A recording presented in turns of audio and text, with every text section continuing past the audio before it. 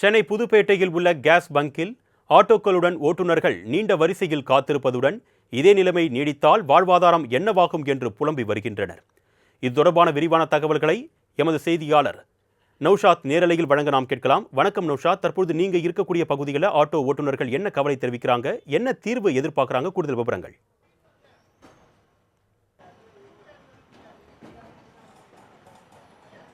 வணக்கம் அருணேஷ். மத்திய கிழக்கு நாடுகளில் ஈரான் மீது அமெரிக்கா இஸ்ரேல் நடத்தி வரும் போர் காரணமாக அந்த பகுதியில் குறிப்பாக ஆர்முஸ் ஜலசந்தி என்பது மூடப்பட்டிருக்கிறது. இதனால் இந்தியாவுக்கு கொண்டு வரும் கச்சா எண்ணெய் ஏற்றுமதி கப்பல் நிறுத்தப்பட்டிருக்கிறது.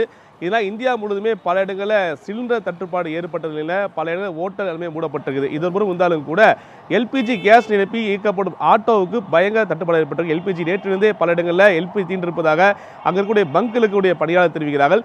இதில் பல இடங்களில் ஆட்டோ ஓட்டுநர்கள் எல்பிஜி மூலமாகவே இயக்கி வரும் பார்க்க முடிகிறது. இருந்தாலும் பல இடங்களில் ஆட்டோ வரிசை நின்று கொண்டிருக்கிறது. அதை பார்க்க முடியாத காட்சியை நமது ஒளிப்பதில் ராகுல் காட்டி வருகிறார். குறிப்பாக புதுப்பேட்டையில் இருக்கக்கூடிய இந்த கேஸ் பங்கில் அதிகாலையிலிருந்து வாகனங்கள் வரிசை கட்டி நின்று கொண்டிருக்கிறார்கள்.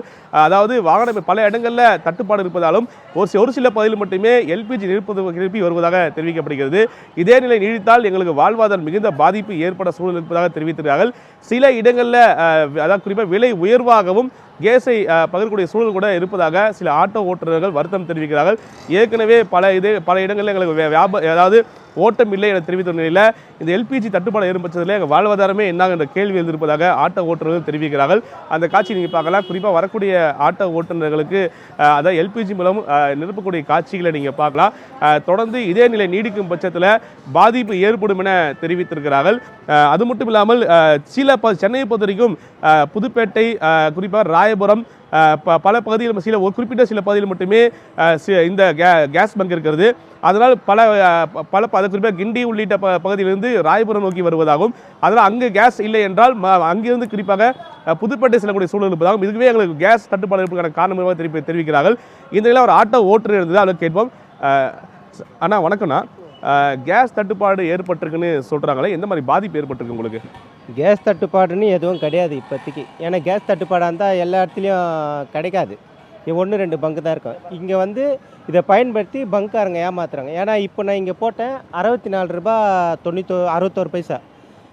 இங்கே இது 69 ரூபா 99 பைசா. இங்கே வேசாரிப்பில் 64 சில்லற. இதே இன்னொன்று கோயம்பேடுலேயும் கீழ்ப்பாக் கார்டன்லேயும் ஒன்று இருக்குது. அங்கே 85 ரூபாய் விற்கிறாங்க. எப்படி எனக்கு தெரிஞ்சு பெட்ரோல், டீசல், கேஸ் எல்லாம் எல்லாத்துலேயும் சேமாக தான் விற்பாங்க. எப்படி மாறி மாறி இருக்குது? இதை வச்சு மக்களை ஏமாத்துறாங்க. குறிப்பாக போர் நிலை வரும் காரணம் காட்டி கச்சா எண்ணெய் வரப்படல, அதனால் சிலிண்டர் தட்டுப்பாடு ஏற்பட்டு சொன்னாங்க. அடுத்து எல்பிஜி நிற்பதில் குழப்பம் ஏற்பட்டிருக்கு சொல்கிறாங்க. இன்னும் ஒரு நாள் போச்சுன்னா உங்களுக்கு சிலிண்டர் கேஸே இருக்காதுன்னு சொல்கிறாங்க. அப்படி இருக்கும்போது இன்றைக்கி இருக்கல, நாளைக்கு அந்த சூழல் இருக்குன்னு சொல்ல முடியுமா உங்களுக்கு? தமிழக அரசும் மத்திய அரசும் ரெண்டுமே தட்டுப்பாடு இல்லைன்னு சொல்லுது. குறிப்பிட்ட நாட்களுக்கு ஸ்டாக் இருக்குங்க. பங்குக்கு எப்படி தட்டுப்பாடு வந்தது? 2 அரசுமே இருக்குதுன்றப்போ பங்குக்கு எப்படி தட்டுப்பாடு வரும்? நீங்கள் பங்க் ஓனரை தான் கேட்கணும். இதை வச்சு சம்பாதிக்க ஆசைப்பட்றாங்க. மக்களுக்கு ஒரு பிரச்சனைனா இறங்கி இவங்க தான் குறைச்சோ ஏதோ எங்கே இருக்கிற இடத்துலேருந்து எடுத்துகிட்டு கொடுக்கணும். ஆனால் இவங்க இருக்கிறதுலேருந்து எடுத்துகிட்டு பதுக்கி விற்கிறாங்க. ஏன்னா மத்திய அரசு மாநில ரெண்டுமே தட்டுப்பாடு இல்லைன்றப்ப எப்படி இது இவங்களுக்கு மட்டும் தட்டுப்பாடு வருது? கோபேக் நிறுவனம்லாம் பார்த்தீங்கன்னா கேஸ் பங்க்லாம் மூடப்பட்டிருக்கு சில இடங்களில். அது மட்டும் என்ன சொல்கிறாங்கன்னா, ஆனால் கவர்மெண்ட் சொல்கிறதுனா எஸ்மா திட்டத்து மேலே யாரை இப்போ கேஸை பதுக்கி வச்சாலும் நடவடிக்கை எடுப்புன்னு சொல்கிறாங்க. ஆனால் நீங்கள் சொல்கிறது போல் குற்றச்சாட்டு இருக்குன்னு நினைக்கிறீங்களா? இப்போ 3 இடத்துல 3 ரேட்டு விற்குது. நான் தான் உங்களுக்கு ஆதாரத்தோடு சொல்கிறேன். இங்கே 69 ரூபா 61 பைசா இருக்குது. வேசார்படியில் அம்பேத்கர் காலேஜ் எதிர்க்கு 64 சம்திங்கு. ப்ரூ கேஸுன்னு கோயம்பேடுலேயும் கீழ்ப்பாக்கிலையும் இருக்குது. அங்கே 85, நேற்று கூட 85 ரூபா தான் போட்டேன். முந்தைய நைட்டு 85 ரூபா. எப்படி அது வித்தியாசம் வருது? 30 ரூபாய் 20 ரூபாய் வித்தியாசம் வரும். 1 ரூபாய் 2 ரூபாய் வித்தியாசம் வரலாம் கிடைக்கலன்னா. எப்படி இது வருது? அப்போ இது யார் தப்பு பண்ணுறது? ஒருவேளை கேஸ் தட்டுப்பாடு ஏற்பட்டுருச்சுன்னா என்ன மாதிரி விளைவுகள் நீங்கள் உங்களுக்கு எதிர்கொள்வீங்க? நீங்கள் கேஸ் தட்டுப்பாடு ஏற்பட்டுச்சுன்னா 2வது கோவிட் மாரி தான் ஆகிடும். எல்லாம் ஷடவுன் தான் ஆகும். ஏன்னா கம்ப்ளீட்டாக கேஸை வச்சு தானே இருக்குது.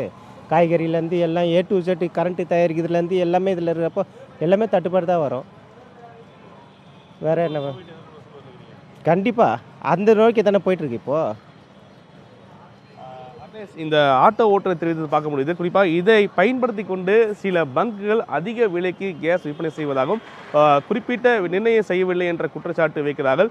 ஆனால் ஒருவேளை கேஸ் தட்டுப்பாடு ஏற்பட்டால் குறிப்பாக கோவிட் போல ஒரு சூழல், அசாதாரண சூழல் இந்தியாவில் நிலவுமா என்ற அச்சம் இருக்குது. எங்கள் வாழ்வாதாரம் முழுமையாக பாதிக்கப்படும் என எங்கள் ஆட்டோ ஓட்டுநர் தெரிவிக்கிறது பார்க்க முடிகிறது. அருணேஷ்.